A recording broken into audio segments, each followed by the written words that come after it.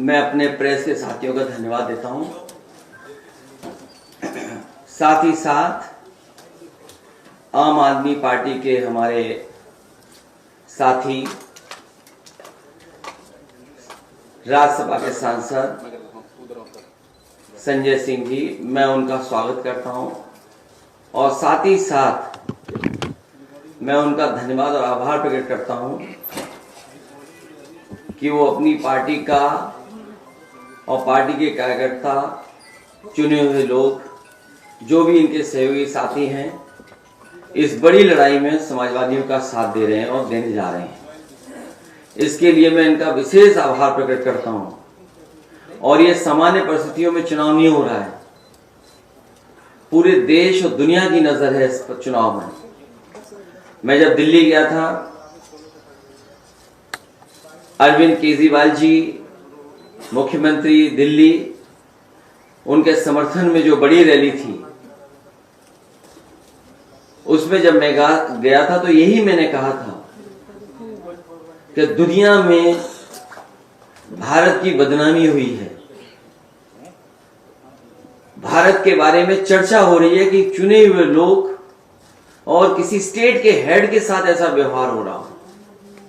जो इंस्टीट्यूशंस हैं, जिन इंस्टीट्यूशन से न्याय मिलना चाहिए, उन इंस्टीट्यूशंस में भी भारतीय जनता पार्टी हस्तक्षेप कर रही है।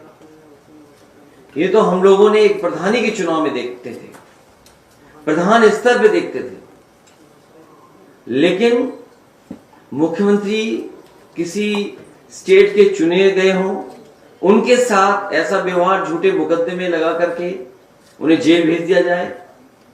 इसी तरह झारखंड के मुख्यमंत्री, उन्हें जेल भेज दिया।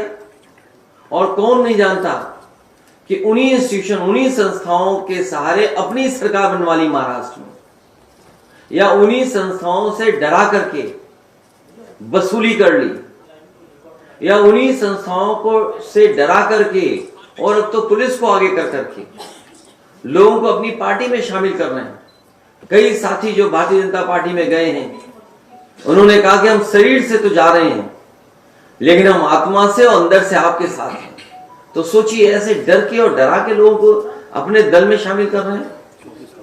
तो इसलिए लोकतंत्र को बचाने के लिए, संविधान को बचाने के लिए, और हमारे भारत की जो पहचान दुनिया में है, उसको बचाने के लिए इस लड़ाई में आप पार्टी का जो सहयोग और मदद मिल रही है, उसके लिए मैं संजय सिंह जी का बहुत बहुत धन्यवाद, आभार प्रकट करता हूं।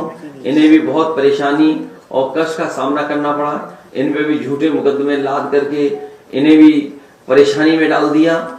और जो परेशानी में जाता है लोकतंत्र में, जनता उसे कभी न कभी सम्मान देती है।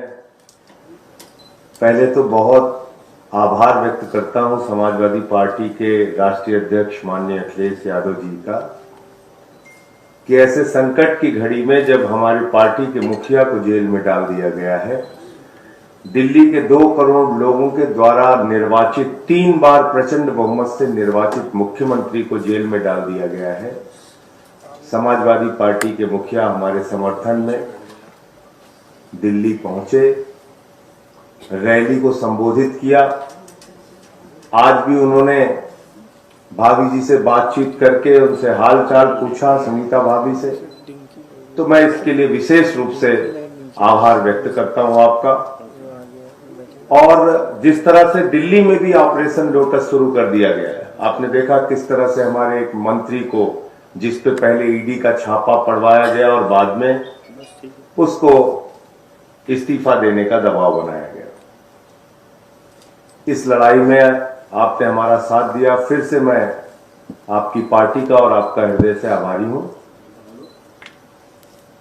ये 2024 का चुनाव कोई सामान्य चुनाव नहीं है, ये भारत के लोकतंत्र को बचाने का चुनाव है, बाबा साहब के संविधान को बचाने का चुनाव है, और समाज के वंचित, पिछड़े, शोषित लोगों के अधिकार जो छीने जा रहे हैं, देश के नौजवानों को बेरोजगारी के दलदल में जो धकेला जा रहा है, हिंदुस्तान को जो महंगाई की चपेट में लिया जा रहा है, उससे बचाने का चुनाव है। ये 24 का चुनाव कोई सामान्य चुनाव नहीं है।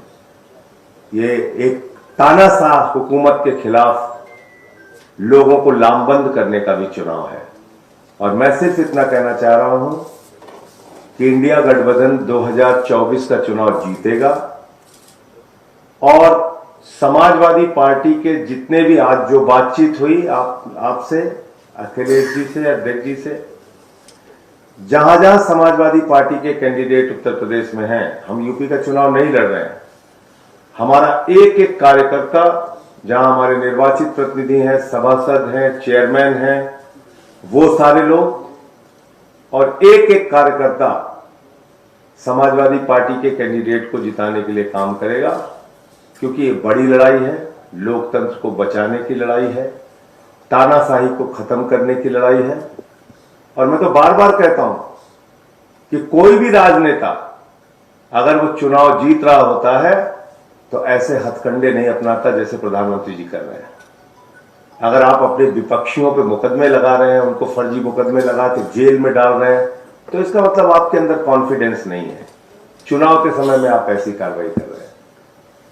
तो फिर से एक बार मैं दोहरा रहा हूं, कोई कंडीशन नहीं है, कोई सीट की मांग नहीं है, कहीं कुछ नहीं है। लोकतंत्र को बचाने के लिए, तानाशाही को खत्म करने के लिए, भारत के संविधान की रक्षा के लिए हम लोग इस लड़ाई में साथ हैं। और पूरे यूपी में जहां जहां समाजवादी पार्टी के कैंडिडेट होंगे, इंडिया गठबंधन के कैंडिडेट होंगे,